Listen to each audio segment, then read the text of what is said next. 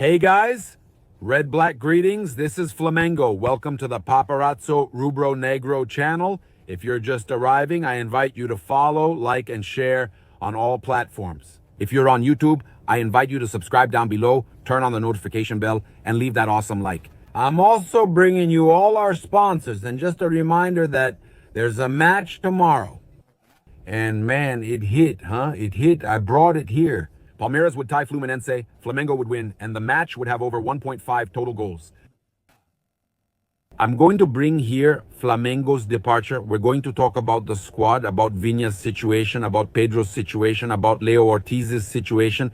Flamengo still expects to have Pedro available for the final. Was it the bluff? Was Pedro's situation a bluff? Some believe so, but I don't. I think his injury was real. And the idea that it was more serious could also mean something, right? Did they say that to mislead people? I think I'll always believe that an important final like this is going to have news situations like this. I think there might be something to it. I think Pedro is going to play. I honestly think he's going to play. So we have Flamengo's departure, but I'll bring you the squad list before you follow the departure in partnership with Coluna do Fla. And over in Belo Horizonte, we have our reporter Davi Azevedo waiting for Flamengo. Flamengo arriving there later on there in Belo Horizonte, okay? Here's the list of called up players: Vinha, Pedro, and Leo Ortiz. Alan also wasn't called up. I told you about Vinha, Pedro, Leo Ortiz, and now Alan as well, confirmed here, who wasn't called up, okay? Providing the information. Defender Leo Ortiz took part of the training session with the group this Monday and is continuing to follow the recovery schedule set by the club's medical department. Pedro, on the other hand, is continuing his treatment under the supervision of the Rubro-Negro medical department. I'll talk about Pedro before I bring you the list of players. I'll talk about Pedro. Matias Vinha also trained normally with the group this Monday, but was not included in the squad again. Okay, besides the Uruguayan, Alan is also not on the list. This situation with Vinha is bothering me since he's a Uruguayan national team player and a great athlete. He plays well, but hasn't been selected or given a chance to play. Not even going to the bench. It's going to end up that the information I have is that he prefers to stay. The information from Angelo Furtado is also that he prefers to stay at Flamengo. Even without having a chance, he prefers to stay at Flamengo, but soon he'll want to leave. Soon the guy will want to change his mind. He doesn't get a chance, doesn't go to the game, not even to the bench. Guys, this is surreal. And regarding Pedro, I was just talking about him here a moment ago. I think this story isn't being told right about Pedro's serious injury. This story about a muscle injury, a player training alone. Can it happen? Yes, but I find it very strange. His injury seems mild to me. I think Flamengo is bluffing and he'll play in the final. I'm confident. Even with a 1% chance, I have complete faith. I have a feeling we'll see Pedro. Oh, the lights just went out. I really think we'll see Pedro in this Libertadores final. On the roster, entering the field. With the protection. Man, it's not possible. It's not possible. I think Pedro will be there. I wanted your opinion. I wanted to know if you also think Pedro will be there. Because it was all really weird, you know, man. Then the player let go and all that. Yeah, and you have to agree with me that it's really easy to take that and manipulate it. You tell the player, go ahead and say you're upset that you'll be in the stands and all that. Anything is possible. I'll keep believing Pedro will make the final. And there won't be any magic formula other than him recovering quickly. I think maybe it was something minor. And he'll be in the final. At least that's my expectation, okay, guys? It's not information. I think Pedro could make the final. Something tells me, okay? Look, yeah, just letting you all know then. The list of players: Alexandro, Ayrton Lucas, Bruno Henrique, Carrascal, Danilo, de Arrascaeta, De La Cruz, Diogo Alves, Emerson Royal, Eric Pulgar, Everton Cebolinha, Everton Araújo, Guilherme Varela, Jorginho, Juninho, Luiz Araújo, Léo Pereira, Matheus Cunha, Michael, Plata, Rossi, Samuel Lino, Saul, Wallace Ian. These are Flamengo's listed players. Yeah. I also want to let you know that we're going to talk about Samuel Lino, who might be returning to Europe, okay? It's important news for us to bring. And again, talk about Leo Ortiz, who, yeah, he trained. So, yeah, with the group this Monday, part of the training, he already trained with the group. The player will go to the Libertadores final in Lima against Palmeiras, even if he has to push himself, as I mentioned. We know this is an important situation. Leo Ortiz is on the field, but necessary precautions are being taken. Because there's a chance Flamengo could be champions, right? And if Flamengo wins, they'll play in the Club World Cup, right?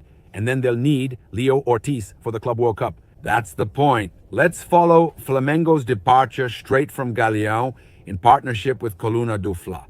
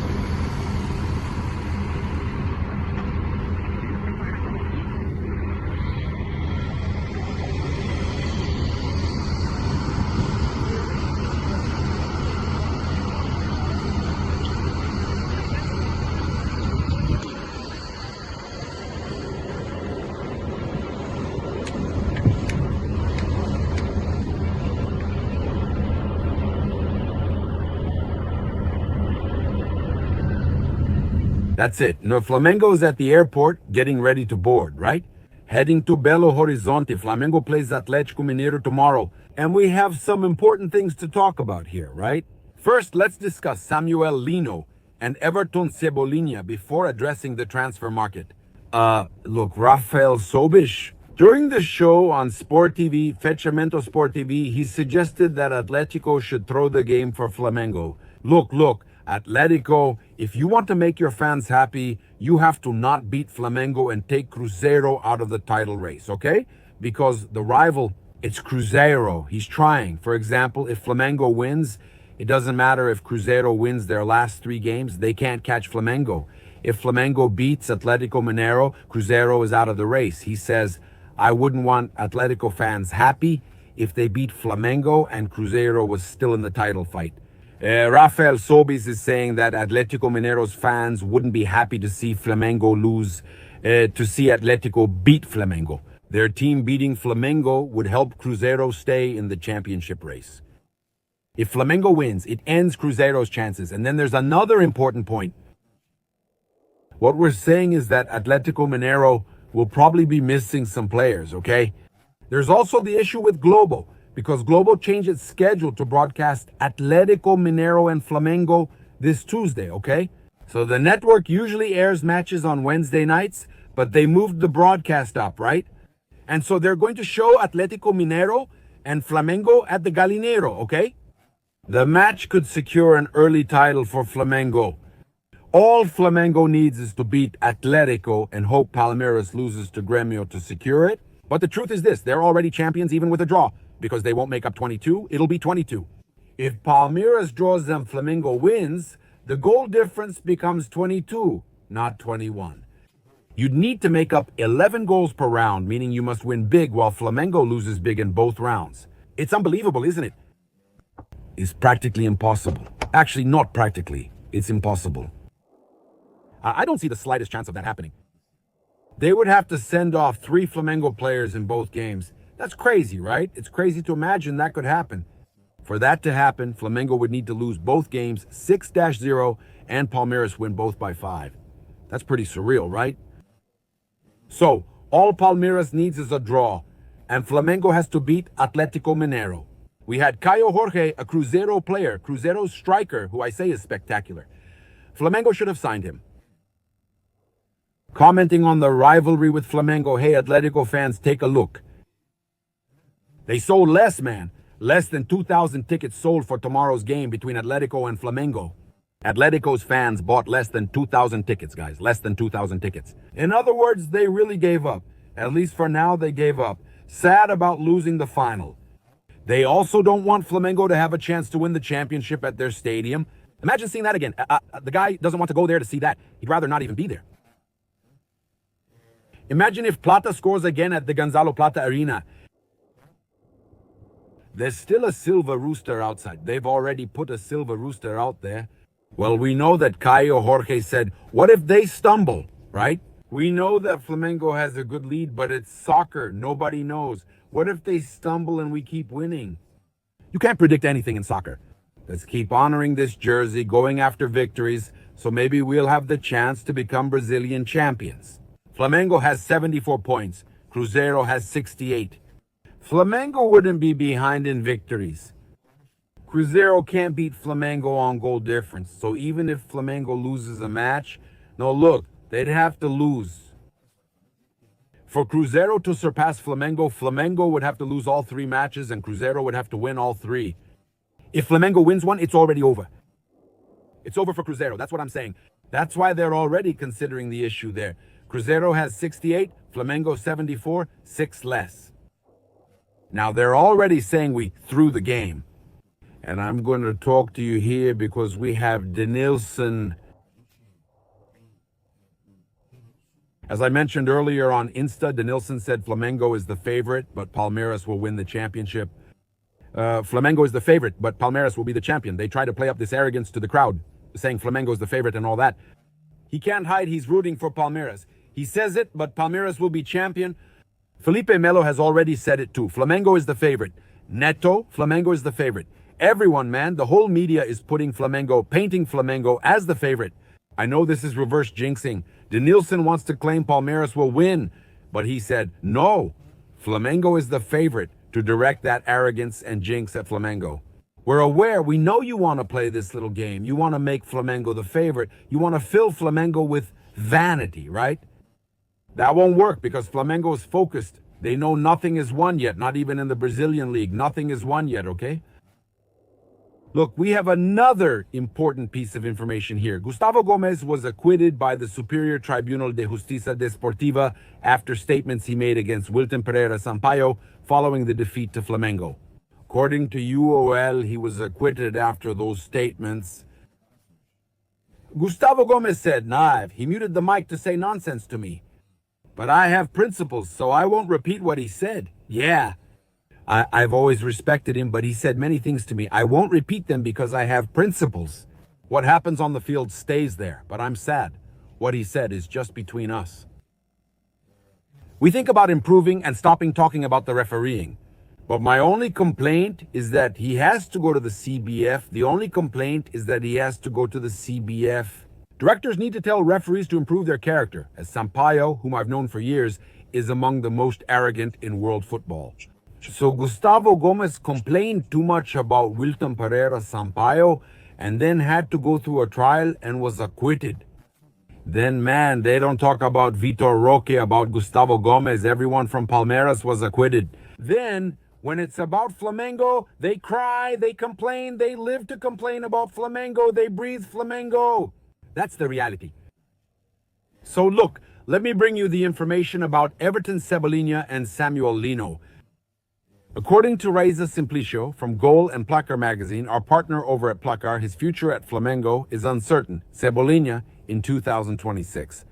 He's under contract until the end of 2026 and can sign a pre-contract from June. There have been no renewal talks yet, but Flamengo is expected to try since he's performing well. He was even included on the list of players available for transfer, in the middle of this year, but he stayed at the club due to a lack of offers that were appealing. However, the situation is different now since the forward is going through a great phase with the red and black jersey. Grêmio is monitoring the situation while Fluminense made an inquiry before the Club World Cup, but there was no progress. No need to negotiate with Fluminense or Grêmio or to sell. Flamengo should just renew Cebolinha's contract. He's an excellent player. And he's a guy who went through physical problems, injuries, but he's really good, has no after effects at the moment, playing really well. So, the board intends to wait until the end of the season to decide the next steps regarding Flamengo's number 11. Cebolinha, as Reza reported, very good. Cebolinha, who, for me, is one of the main players in Flamengo's attack. And for me, he's a starter. And even with people saying that Pilhado Esporte reported that Samuel Lino should remain a starter in the Libertadores final, honestly, I wouldn't put him in. No, for me, the starter is Everton Cebolinha. Speaking of Everton Cebolinha and Samuel Lino, Benfica from Portugal started internal talks and put Samuel Lino on the list of possible signings for the next transfer window. The forward, who cost Flamengo 22 million euros plus bonuses that could increase the amount, is going through a rough patch. He has drawn strong interest from the Portuguese who are closely following his situation. The European club plans to advance this year by evaluating renegotiation options and potential proposal formats. Something around 18 to 20 million euros. The information from Julio Miguel Nero about Benfica's interest in the player Samuel Lino. The Portuguese press isn't reporting much about this yet, but we know that at Flamengo it was a very high amount. He still hasn't shown what he's here for. He had a good start, but then dropped off a lot.